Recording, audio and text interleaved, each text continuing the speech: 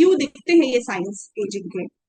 तो यहाँ पर मेन 3 चीजों के बारे में बात करेंगे, वैसे तो बहुत सारी चीजें, बट यहाँ मेन 3 चीजों के बारे में बात करेंगे। एक है फ्री रेडिकल्स, जो मैंने पहले भी डिस्कस किया, कि हम और डिटेल में बात करते हैं। नेक्स्ट है हॉर्मोन्स, और उसके अलावा है डाइट एंड लाइफस्टाइल फैक्टर्स। तो सबसे पहले अगर फ्री रेडिकल्स की बात करते हैं, तो हम जानते हैं कि ऑक्सीजन जो है, हम सब ऑक्सीजन लेते हैं, ऑक्सीजन को प्राणवायु की तरह जानते हैं, और इसी की वजह से लाइफ संभव है। बट ऑक्सीजन का क्या है कि जब बॉडी के अंदर जाती है तो ये ऑक्सीडेशन का प्रोसेस होता है बॉडी के अंदर। जहां पर ऑक्सीजन है वहां ऑक्सीडेशन का प्रोसेस होगा। ऑक्सीडेशन का प्रोसेस में क्या होता है, कभी कभी, कभी कभी क्या अक्सर ही होता है कि ऑक्सीजन जो है एक पर्टिकुलर ROS करके रिएक्टिव ऑक्सीजन स्पीशीज डेवलप हो जाती है। ये जो है ये बेसिकली फ्री रेडिकल है। और बॉडी के अंदर ये लगातार, क्योंकि ऑक्सीजन आ रही है बॉडी के अंदर, हम इनहेल कर रहे हैं, और ऑक्सीजन की जरूरत है बॉडी को एनर्जी बनाने के लिए, मेटाबॉलिज्म के रूप में। तो मेटाबॉलिज्म के टाइम पे उसको जरूरत पड़ती है ऑक्सीजन की, और जब यूज होती है ऑक्सीजन तब बनता है फ्री रेडिकल, मतलब जो हमने ROS कहा। और ये जो फ्री रेडिकल बना, अब ये फ्री रेडिकल का क्या होता है, बॉडी के अंदर लगातार एक प्रोसेस चलता है न्यूट्रलाइजेशन का। इन फ्री रेडिकल्स को न्यूट्रलाइज किया जाता है जो बॉडी के अंदर एंटीऑक्सीडेंट्स मॉलिक्यूल हैं, जैसे हम विटामिन C लेते हैं, विटामिन E लेते हैं, या ग्लूटाथाइन, कुछ ऐसे इंग्रेडिएंट्स हैं जो जो एंटीऑक्सीडेंट का काम करते हैं।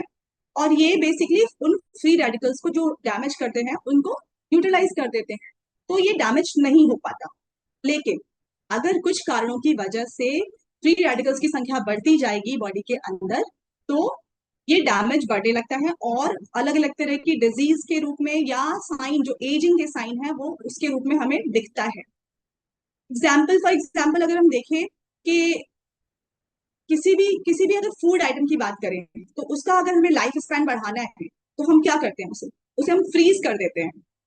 फ्रीज करने का मतलब ये हुआ कि हमने ऑक्सीजन को कंट्रोल कर दिया, एटमॉस्फेयर को कंट्रोल कर दिया है। वहां पर माइक्रोबियल ग्रोथ, जो माइक्रोब्स हैं, जो बैक्टीरिया हैं, वो ग्रो नहीं करेंगे। उसके अलावा ऑक्सीजन कम, बहुत कम होगी, कंट्रोल कर दिया हमने, तो क्या है, वहां पर ऑक्सीडेशन नहीं होगा। और जो चीज हमने रखी थी, फॉर एग्जाम्पल हम देखते हैं हमेशा मटर, फ्रोजन मटर आती है बाजार में, तो क्या है, वो उसी फॉर्म में मिलती है हमें, बिल्कुल ग्रीन कलर की दिखती है। उसका रीजन यही है कि उसको हमने फ्रीज कर दिया था, उसका टेम्परेचर मेंटेन कर दिया था, ऑक्सीडेशन नहीं होने दिया था, उसकी वजह से वो बची रही। बट अगर हम ऐसे ही नॉर्मल ला के रख दें, टमाटर या कोई भी सब्जियों को अगर हम रख देते हैं, कोई भी फूड आइटम को अगर हम रख देते हैं, तो वो क्या होता है, पेरिशेबल होता है। एक पर्टिकुलर लाइफ टाइम के बाद वो अपने आप खराब होने लगता है, क्योंकि ऑक्सीडेशन का प्रोसेस चल रहा है, रेस्पिरेशन हो रहा है, उन वेजिटेबल्स में भी रेस्पिरेशन हो रहा है, माइक्रोब्स ग्रो कर रहे हैं, तो इसकी वजह से धीरे धीरे करके खराब होने लगती है वो सब्जी। तो इसी चीज को स्लो डाउन करने के लिए हम काम करते हैं, फूड के लिए काम करते हैं कि हम फ्रीज कर देते हैं। उसी तरह से हमें अपनी बॉडी के ऊपर भी काम करना पड़ता है कि हमें अपनी बॉडी के अंदर एंटीऑक्सीडेंट्स इतने ज्यादा, मतलब होने चाहिए कि वो जो भी फ्री रेडिकल्स बन रहे हैं बॉडी के अंदर उसको न्यूट्रलाइज कर सके। और इससे होगा क्या कि जो बॉडी के अंदर डिजीज या जो एजिंग थी, जो अर्ली साइन दिखने लगता था एजिंग का, वो थोड़ा कंट्रोल हो जाएगा, एजिंग का अर्ली साइन नहीं दिखेगा। दूसरा जो एक रीजन है वो है हार्मोनल डिक्लाइन, मतलब हार्मोन्स का लेवल जिस एज के साथ साथ कम होने लगता है। हार्मोन्स का लेवल, अगर हम ईस्ट्रोजन की बात करें, टेस्टोस्टेरोन की बात करें, जो मेल और फीमेल हार्मोन बोले जाते हैं, उसके अलावा मेलाटोनिन की बात करें, DHEA की बात करें, ये सारे हार्मोन्स धीरे धीरे करके एज के साथ साथ कम होने लगते हैं। तो इनकी वजह से क्या होता है कि जो बॉडी के अंदर हमेशा जो रिपेयर का प्रोसेस चलता है, रीजनरेशन का प्रोसेस चलता है, रिप्रोडक्शन का प्रोसेस चलता है, वो धीरे धीरे करके कमजोर होने लगता है, कम होने लगता है।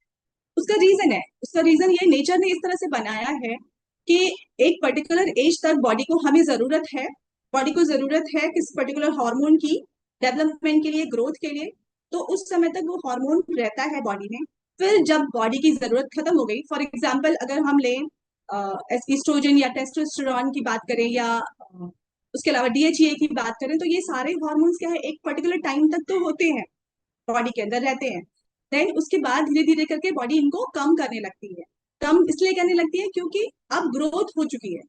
एक बच्चा जब धीरे धीरे करके थोड़ा बड़ा हो रहा है, तो जब उसके अंदर सारे चेंजेस हो चुके हैं, अब उसके अंदर उस तरह के हार्मोन्स की जरूरत कम हो गई है, जो चेंजेस वाले हार्मोन्स थे, तो वो बॉडी अपने आप कम कर देती। तो लेकिन अगर कुछ लोग ऐसे हैं जिनमें बहुत जल्दी ये चेंजेस बहुत जल्दी दिखने लगे, तो उसकी वजह से क्या होगा कि वो जो अर्ली साइंस ऑफ एजिंग है वो दिखने लगते हैं।